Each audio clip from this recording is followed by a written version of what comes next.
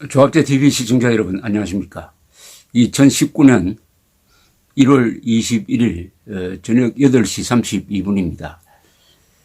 대한민국과 아주 밀접한 관계를 가진 역사적으로 얽혀 있는 나라가 있습니다. 바로 대만입니다.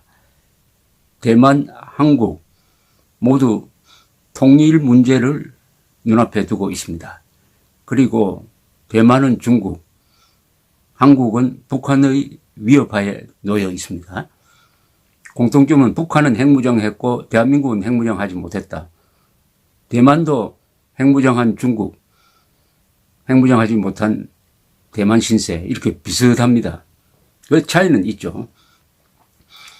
지금 중국의 덩치가 워낙 크니까 세계에서 대만과 수교하고 있는 나라는 200개가 넘는 나라 중에서 열 몇 개밖에 되지 않습니다. 계속 이게 줄어들고 있습니다. 그러니까 외교적으로는 참 고립되어 있습니다. 국호를 가지고 올림픽에 참여할 수도 없습니다. 그러나 대만은 경제 발전에 성공했습니다. 대한민국과는 조금 다른 방식으로 대기업 중심으로 하지 않고 중소기업 중심으로 경제 성장에 성공해가지고 1인당 GDP는 한국보다 앞서고 있습니다. 이 대만의 운명이 어떻게 되느냐? 이런 것은 한반도에도 큰 영향을 끼칩니다. 그러니까 중국은 두 개의 카드를 가지고 있습니다. 하나는 대만 카드가 있고 하나는 북한 카드가 있죠. 이 두 개를 어떻게 결합시켜서 이용하느냐. 여기에 대해서 미국이 대만을 적극적으로 보호하고 있습니다. 그런데 이 대만의 역사 속에서 한국이 결정적 역할을 한 게 하나 있습니다. 뭐냐? 1950년 6월 25일 김일성이가 남침했을 때 대만은 완전히 고립무원이었습니다. 당시에 미국 정부까지도 대만을 사실상 포기했습니다. 중국이 대만의 상륙작전을 벌려도 미국은 군대를 보내서 대만을 지키지 않는다는 선언을 이미 해버렸습니다. 그런데 트루만 대통령이 김일성의 남침 소식을 듣자마자 제일 먼저 한 게 뭐냐면은 칠함대를 보내가지고 대만과 중국 사이에 항모를 배치해가지고 대만을 지킨다는 결정을 했습니다. 순간적인 결정이었습니다. 이렇게 해서 대만이 살아납니다. 한국 전쟁 덕분에 대만이 살았습니다.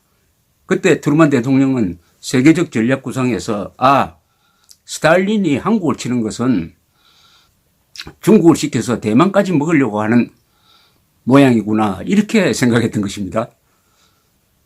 그런데 중국은 어떤 형편이었느냐. 모택동은 대만의 상륙작전을 하기 위해서 병력을 남쪽에 집중시켜 놓고 있었어요.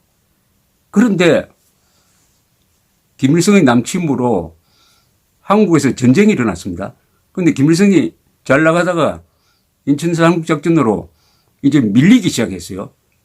그러니까 모택동이가 당초 약속했던 대로 김일성을 구하기 위해서 대만 상륙군으로 준비했던 이 병력을 뽑아가지고 한국에 투입하게 됩니다. 그러니까 이래저래 대만은 한국 전쟁 덕을 많이 봤고 어떻게 보면은 중국의 모택동은 대만을 먹기 직전에 북한을 돕는다고 해서 그 기회를 놓쳐버리고 말았습니다. 지금 대만은 중국이라는 큰 그림자 밑에 들어가 있습니다. 연초에 시진핑 중국 국가주석이 경고를 했습니다. 대만에 직설적으로 경고를 했습니다. 우리 일국 양제에 의한 통일로 나아가자. 통일로 나아가자. 만약 대만이 독립한다면은 중국은 무력을 행사해서라도 그것을 저지하겠다. 이렇게 나왔습니다. 이게 기본 방침인데 재천명을 했습니다. 이 중국이 대만을 향한 기본 방침은 이겁니다. 독립하지 마라. 주권 국가로서 독립하면 안 된다. 두 번째, 핵무장하지 마라. 둘 중에 하나를 해도 우리는 무력으로 쳐들어가겠다라고 선언을 해놓고 있는 상태입니다. 그것을 다시 언급을 했는데 여기 대해서 지금 대만의 대통령이 이분이 여자분이죠. 한자로는 최영문입니다. 최영문. 차이잉웬인데 최영문이라고 그렇게 발음하는 게 참 좋은데 왜 꼭 굳이 중국 발음을 해야 되는지 저는 최영문이라고 하겠습니다. 이 최영문 대통령이 적극적으로 시진핑의 그 협박에 반박을 했습니다. 뭐라고 했느냐 하면은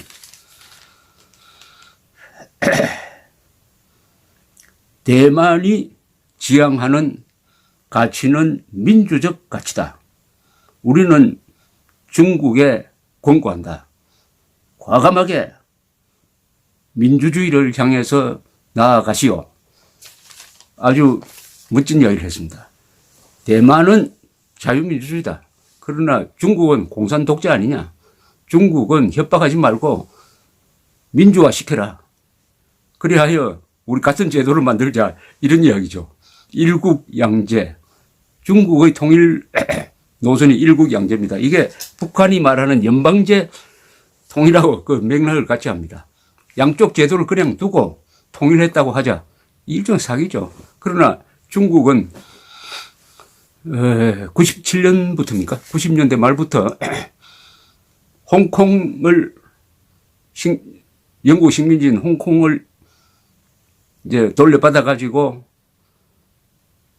홍콩을 중국 영토로 만들면서 영국과 협의를 해 가지고 일국 양제 제도를 채택하고 있습니다. 그러니까 홍콩은 자유민주주의 체제, 중국은 공산 독재 체제로 홍콩의 자율권을 인정하겠다 이렇게 된 거죠. 그런데 실제로 시행을 해보니까 뭐 상당한 자유를 누리지만 근본적으로 홍콩이 제약을 받고 있습니다. 언론의 자유, 집회 시위의 자유가 간접적으로 제약을 받고 있습니다. 홍콩이. 그것을 유심히 지켜보고 있는 대만은 저런 식으로는 안 되겠다. 우리는 홍콩과 다르다. 우리는 중국의 일국 양제를 받아들일 수 없다. 이렇게 나오고 있습니다. 근본적으로 통일에 대한 생각이 달라요. 그리고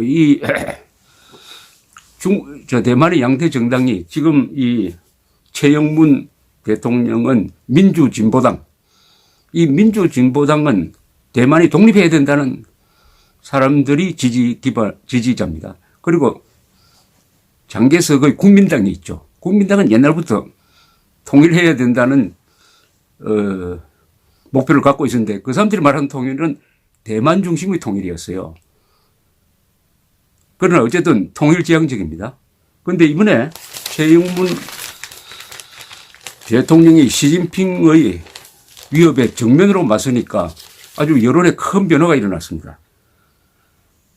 최영문의 집권 민진당이 지난 연말에 지방선거를 해가지고 참패를 했어요. 그래서 집권당의 대표직을 내어놓았습니다. 이 대통령이. 그래서 재선도 아마 어렵게 되지 않을까 이런데 딱 시진핑과 맞서니까 갑자기 인기가 폭발적으로 올라갔습니다.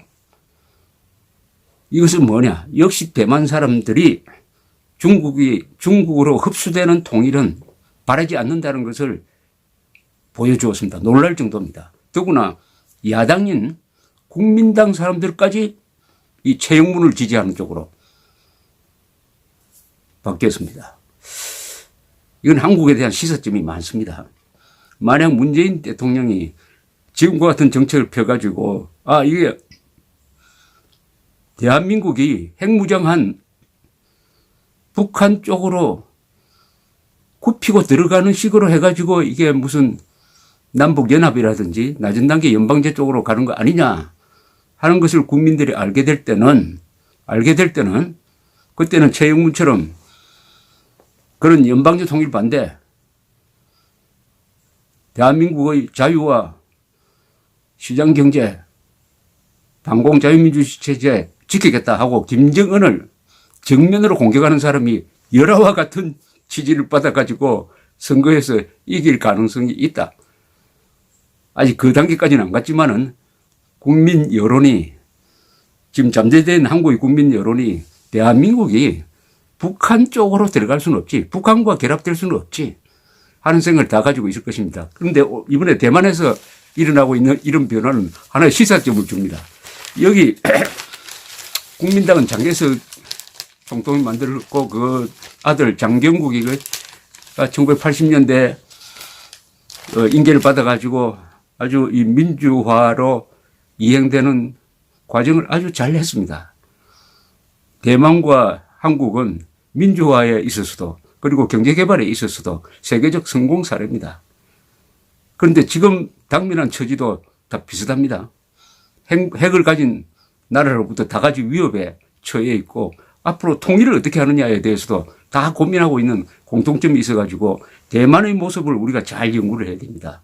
그런데 이번에 보니까 이 장개석 총통의 손자 되는 분이 국민당 국회의원인데 이 사람도 최영문 대통령의 당당한 모습을 비록 상대당이지만은 적대당이지만은 을 보고 아주 공개적으로 칭찬을 했다고 해가지고 이 화제가 되고 있습니다.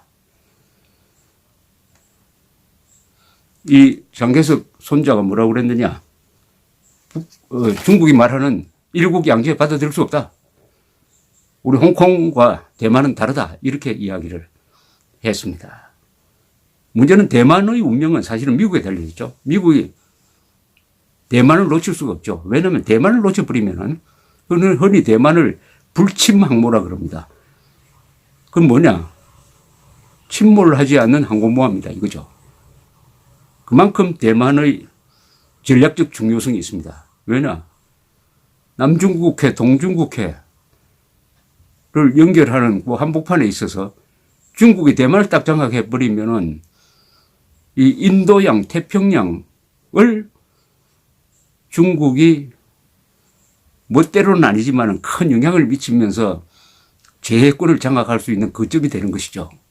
그것을 미국은 볼 수가 없는 거죠. 미국은 과거에 이 대만에 핵무기 몇백 대를 배치한 적이 있습니다.